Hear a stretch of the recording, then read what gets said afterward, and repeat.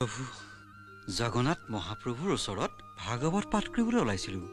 এনেতে স্বপ্নাদেশ হ'ল আপোনাৰ স্থান পদদ্ৰোৱাতহে এই পুথি পাঠ হ'ব লাগিব।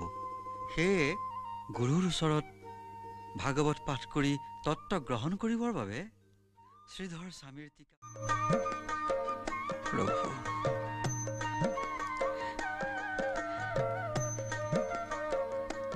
আহক।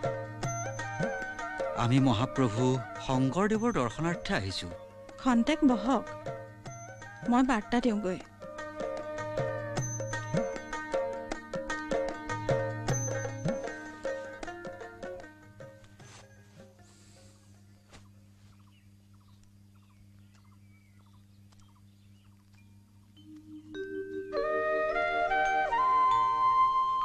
প্ৰণাম। প্ৰণাম। আমি ত্ৰিহুতৰ, নাম জগদীশ মিশ্ৰ। আসন গ্ৰহণ কৰক।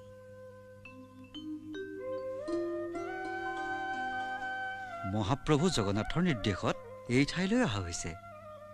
আপোনাৰ দৰ্শন লভিবলৈকে বহু ঠাইৰ লোকজনক সুধি পুচি আহি এইখিনি ওলাইছোহি প্ৰভু।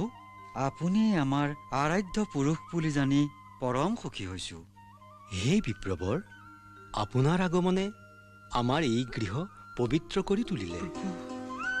আমাৰ গৃহক আইলা যদুৰাই পবিত্ৰ কৰিলা পদ ধুলাই।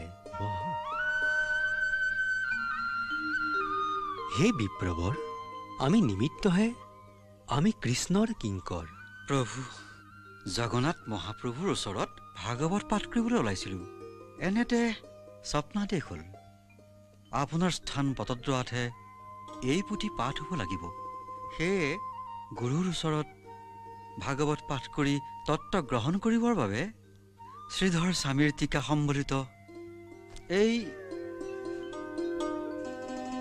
ভাগৱত শাস্ত্ৰ পুথি লগত লৈ যোৱা দুমাহ কালে ৰ'দে বৰষুণে আপোনাৰ দৰ্শন বিচাৰি আহি আছোঁ প্ৰভু। আজি আপোনাৰ দৰ্শন হ'ল, আমি নিশ্চিন্ত।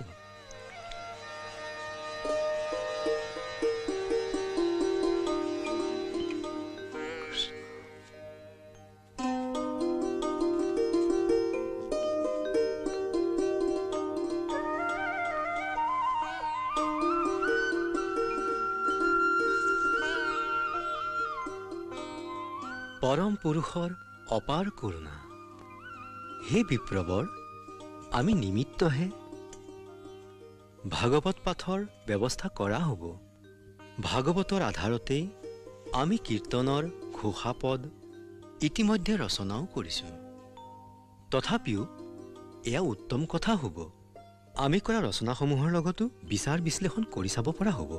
প্ৰভু এই ভাগৱত পাঠ সম্পূৰ্ণ হ'লেই আমি আমাৰ জীৱন সাৰ্থক হোৱা যেন ভাবিম প্ৰভু।